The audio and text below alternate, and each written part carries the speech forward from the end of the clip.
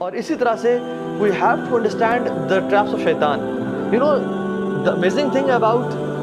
shaitan is he is very patient. وہ بہت صبر سے چلتا ہے،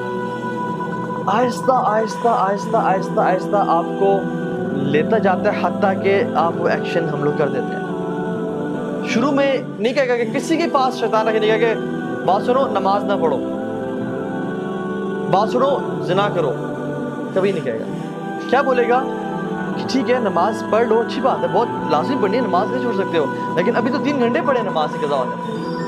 ابھی تو تم یہ گیم کھیل لو یا اس دوست سے فون میں بات کر لو، وہ جو تمہارا کام ہے پریزنٹیشن بنانی ہے وہ کر لو، بعد میں پڑھ لینا، ٹائم ہے ابھی۔ اور آپ وہ کام کرنا شروع کرتے ہیں اور گھنٹے بعد آپ کو یاد آتا ہے کہ نماز رہتی ہے، پھر آتا ہے کہ نماز پڑھو گے تم، چھوڑنے کا تو سوال نہیں پیدا ہوتا، لیکن پہلے یہ کام کر لو، پہلے اس دوست سے کال کر لو، یا پہلے یہ چیز کر لو، تمہارا ہوم ورک رہتا ہے یا تمہارا یہ پروجیکٹ رہتا ہے، اس پہ تھوڑا کام کر لو، اور آرام سے فری ہو کے دل کی تسلی کے ساتھ فوکس ہو کے نماز پڑھنا۔ تو آپ کو اس نے کیا کہا کہ پرائورٹی تمہاری یہ ہے، جب فری ہو جاؤ گے پھر نماز پڑھ لینا، اور آپ اس میں انوالو ہوئے حتیٰ کہ 2 گھنٹے گزر گئے اور آپ کو اچانک سے یاد ہے کہ اوہ نماز چلے گی، اور پھر آتا ہے کہ آپ کیا قضا پڑھو گے تم، اور اب عصر کی نماز کا ٹائم ہو گیا ہے، تم نے فجر بھی چھوڑ دی، ظہر بھی چھوڑ دی، اب تم عصر کے سامنے اللہ کے سامنے کھڑے ہو گئے، اب کل سے 5 وقت کی نماز پڑھنی ہے، اپنے آپ کہتے ہیں ہاں میں کل سے 5 وقت کی نماز پڑھوں گا، اور یہ کل کبھی نہیں آتا، حتیٰ کہ انسان کورٹ میں چلا جاتا ہے۔ یہ میں اپنا پرسنل ایکسپیرینس بتا رہا ہوں آپ کو، میں جب یونیورسٹی میں تھا when I was not practicing، یہ تو میرا حلیہ بالکل بھی نہیں تھا، اور ہم لوگ برائی میں تھے، تو میں اس چیز کو سمجھتا تھا کہ نماز بڑی امپورٹنٹ ہے، لیکن ہوتا کیا تھا کہ چلو ابھی ٹائم ہے، پڑھ لیتے ہیں پڑھتے ہیں، اور کرتے کرتے ایک نماز چھوٹی، 2 چھوٹی، اب کل سے پوری پڑھیں گے، باقی بھی چھوڑ دیں ساری، اور کل اگلے دن صبح اٹھے ہی 8 بجے، وہ فجر گئی،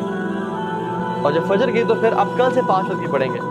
تو دس از ہاؤ شیطان پلیز۔ اسی طرح سے زنا کے معاملے میں، فورنیکیشن کے معاملے، وہ نہیں کہے گا کہ چلو یہ عورت ہے اس کے ساتھ تم بدفعلی کرو، وہ کہے گا کہ شی از سو فرینڈلی،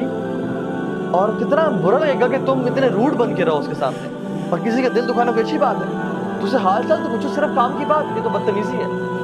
اور وہ کرتے کرتے آپ کام کی بات پوچھیں گے، باتیں کرتے کرتے فیلنگز ڈیولپ ہونا شروع ہو جائیں گی، اور آپ کے ذہن میں بہت سارے خیالات اس کو حسین کر کے، حدیث میں کیا آتا ہے، اللہ اکبر، اللہ کے نے فرمایا کہ شیطان نامحرم کو تمہارے ذہنوں میں حسین کر کے پیش کرتا ہے، وہ اتنی خوبصورت ہوتی نہیں ہے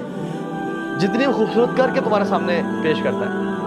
حتیٰ کہ انسان فینٹیسائز کر رہا ہوتا ہے کہ یار سبحان اللہ کیا بہترین نیچر ہے اس کی، کیا خوبصورت ہے یہ، کیا اچھی عورت ہے یہ، اتنی ہوتی نہیں ہے، تو شیطان اس کے بارے میں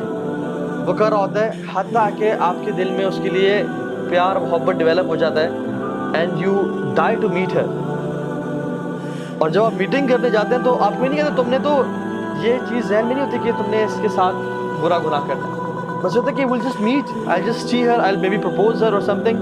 لیکن what happens is ہمارے پاس کاؤنسلنگ میں لڑکے آتے ہیں اور کہتے ہیں کہ ہاں بھائی ہمارا ارادہ بھی نہیں تھا، لیکن حالات ایسے بنتے چلے گئے کہ ہم سے یہ گناہ ہو گیا، اور اب کیا کریں، کیا اللہ معاف کرے گا؟ اور پھر آتا ہے اور کہتا ہے کہ اب تم نے اتنا بڑا گناہ کر لیا، اب تم اسے چھوڑ دو گے، یا تمہیں اللہ تعالیٰ معافی نہیں کرے گا، تم کس طرح رب کے سامنے معافی مانگو گے؟ تم نے تو یہ پرومس کیا تھا کہ میں یہ گناہ نہیں کروں گا، تو اللہ سے بھی نا امید کرتا ہے۔ آدم علیہ السلام سے اس نے یہ گناہ کروایا نا، لیکن توبہ کروانا، کیونکہ فرسٹ ایکسپیرینس تھا اس کا آدم کے ساتھ علیہ السلام، توبہ کروانا جو ہے نا اسے نا امید نہیں کر سکا۔ آدم علیہ السلام نے کیا کیا، ربنا ظلمنا انفسنا وان لم تغفر لنا وترحمنا لنکونن من الخاسرین، تو اس نے ارادہ کیا کہ آج کے بعد میں ان کو گناہ بھی کرواؤں گا، اور کہوں گا کہ تم اس منہ سے توبہ کرو گے، 100 چوہے کھا کے بلی حج کو چلی۔ یہ جو باتیں ہیں نا کہ اللہ سے نا امید کر دینا، this is how شیطان plays۔ تو we have to understand کہ ہم نے شیطان کو ٹیکل کہاں پہ کرنا ہے۔ the first thought comes to our mind، اس کو وہیں پہ روکنا ہے۔